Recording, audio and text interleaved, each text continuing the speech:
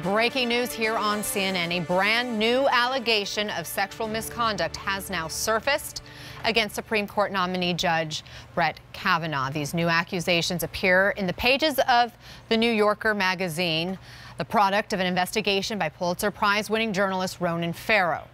Our CNN senior media correspondent Brian Stelter is here with me alongside David Gergen, CNN senior political analyst. And gentlemen, we want to be very careful as how we approach this because we at CNN have not been able to confirm any of the reporting here. But this is significant going into a week in which we are now expecting the testimony of Judge Kavanaugh and another woman, Christine Blasey Ford, to air other accusations. Brian, what do we know? What is your assessment? The headline here is that there is a second woman who is speaking publicly with accusations against Kavanaugh. The subheadline, very important here, is that it has not been corroborated to any great degree. In fact, there are people who have been named as eyewitnesses to this alleged incident who say they do not remember it. This was an incident dating back to to the freshman year at Yale. This student says she was at a dorm room party and things got out of hand. The story is up on NewYorker.com, and it is written by Ronan Farrow and Jane Mayer, two outstanding reporters who have been on this case for a while. I know Farrow has been out in California digging into this, as have other reporters in recent days, trying to encourage this woman to speak out. Apparently, she was quite reluctant to do so, afraid to do so, but this story has been making the rounds on Capitol Hill, both among Senate Democrats and Senate Republicans. So even though we're just hearing about this now for the first time in the last few minutes, this has been out there for a while, at least for several days, on Capitol Hill. And that headline of second woman is the key detail, even though I do think we should enter this with a lot of skepticism, given the lack of corroboration and given the fact that she did not share this with anyone apparently 6 years ago, for example, the way that Ford did. Remember, we heard about how Ford talked in her therapy sessions and told her husband about this alleged encounter back in 2012. There's no similar corroboration in this news story. I mean, you bring up a really good point, though, because according to Ronan Farrow and his co-writer here, it's Jane Mayer, they say that they know of at least 4 Democratic senators who received information about this new allegation, as well as a couple of Republican staffers. David Gergen. Absolutely. Because the story is so serious, and because it has such obvious implications, I think it's absolutely wise to be cautious and in fairness, frankly, to Judge Kavanaugh, and in fairness to the White House. I do think it's fair to say that if Republican and Democratic senators had this information, it is strange, to put it mildly, that they would want to push on with without a background investigation on Mrs. Ford, as well as this second woman, before they took a vote. It does seem to me when there are 2 women involved, we've always said there's no pattern here. We have this singular incident of Mrs. Ford. There's been no allegation about anybody else. Now there's an allegation. We don't know whether it's true or not. We have to be skeptical until we find out. But in the meantime, it does seem to me, wouldn't a normal group of people say, hold on, guys, with this new development, we need to step back here and be really careful ourselves before we're accused of rushing through with a candidate, in fairness to the country, in fairness to the candidate. And of course, nothing happens in a vacuum either. In fact, I mean, Ronan Farrow did the due diligence.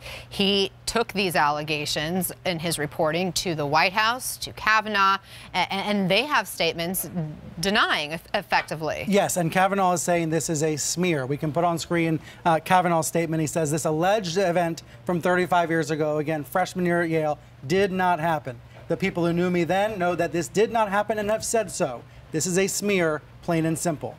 Kavanaugh goes on to say, I look forward to testifying on Thursday about the truth and defending my good name and the reputation for character and integrity I have spent a lifetime building against these last-minute allegations. And Anna, that's the message from the White House as well. The administration also came out with a statement making clear they are standing by Kavanaugh at this moment, saying this 35-year-old uncorroborated claim is the latest in a coordinated smear campaign by the Democrats designed to tear down a good man. So they're saying this is political.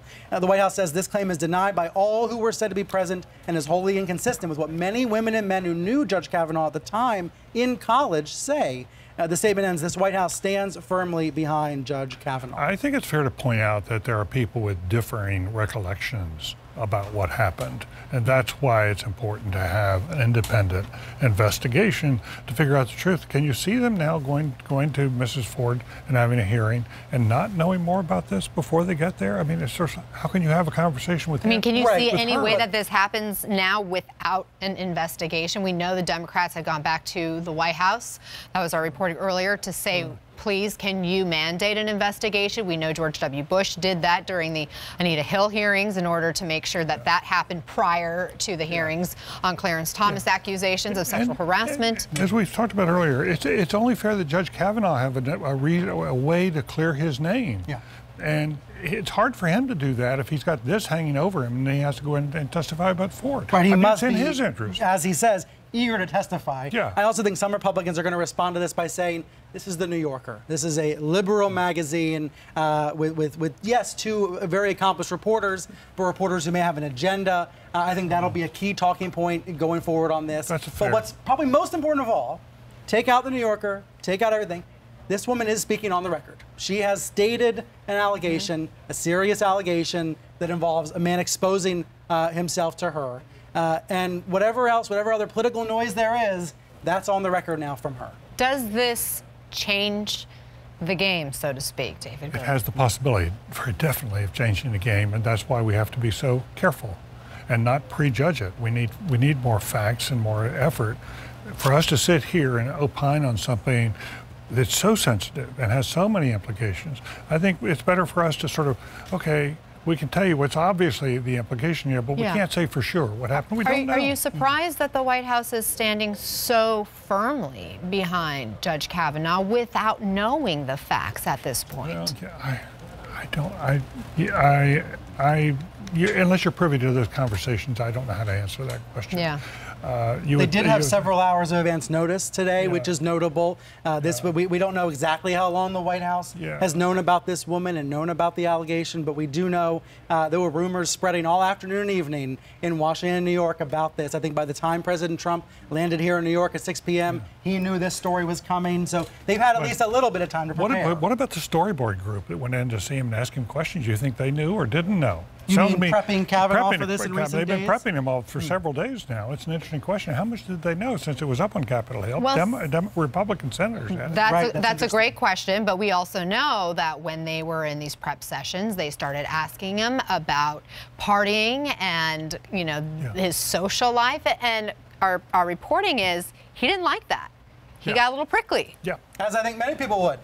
When questioned about their college days. Yeah. But one of the significant factors of this news story, when you lay it on top of the allegation from Ford, when you lay it on top of what's been publicly reported about Kavanaugh's days in college and high school, is that it is going to provoke more questions about his college days. It is going to provoke more questions about drinking and about the culture in high school and college. Those questions may be fair or unfair, but I think another story, it's going to cause more of those questions. It's going to raise questions about his credibility as well today. I mean, what he said and what the various under oath, he made various statements that are at variance from what this story says. But it comes back, it's one of these things that the country deserves to go through this carefully and slowly even in order to get it right. Because it's not just the two people involved in their reputations. This is a momentous decision for the Supreme Court, and what happens in it's a lifetime appointment. Yeah, a lifetime appointment. Next 30 years, this is resting heavily. But of course, he is allowed to have been a frat boy. I'm sure other judges have been frat boys. I'm sure other judges, have had similar experiences at college, if you even believe this story. However, this woman says it was a disturbing experience.